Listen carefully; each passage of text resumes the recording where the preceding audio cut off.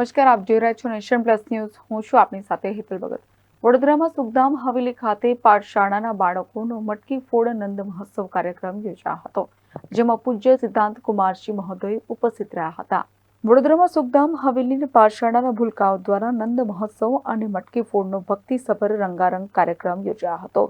કાંકરોલી યુવરાજ પૂજ્ય સિદ્ધાંત કુમારજી મહોદયની ઉપસ્થિતિમાં પાઠશાળાના બાળકો દ્વારા પુષ્ટિ ભક્તિ ગીતો, એક પાત્રીય અભિનય, વ્રજના નૃત્ય, કૃષ્ણ રાધાની પ્રીતના નૃત્ય, પુષ્ટિ ક્વિઝ જેવી કૃતિઓ રજૂ કરવામાં આવી હતી.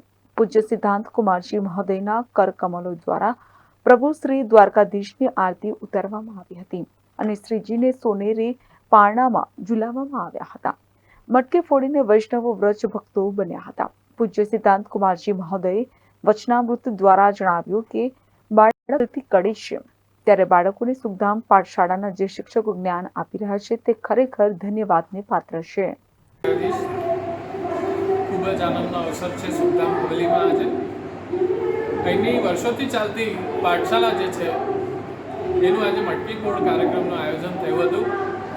શ્રી સુખધામમાં દ્વારકાધીશ પ્રભુ યુગલ સ્વરૂપે બિરાજતા હોય અને વલ્લભાધીશની ઉપસ્થિતિ હોય અને વૈષ્ણવોનું પ્રેમ હોય તો એ નિશ્ચિત રૂપે વ્રજમય આનંદ બની જાય છે.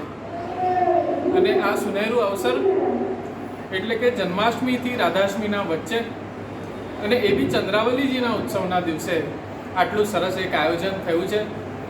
આમાં વર્ષોથી ચાલતી અમારી બધી જ ત્રીજા ઘરની પાઠશાલાઓમાં સુખધામની પાઠશાલા એક વિશેષ સ્થાન પર છે. અને આમાં જે બાળકોને ટ્રેનિંગ આપવામાં આવે છે, જે શિક્ષણ આપવામાં આવે છે અને બાળકોએ આજે જે રીતે પરફોર્મન્સ આપ્યું છે એ ખરેખર ખૂબ જ એમને જેટલું કોંગ્રેચ્યુલેટ કરીએ એટલું ઓછું છે. ખૂબ જ સરસ રીતે એમને પરફોર્મ કર્યું છે.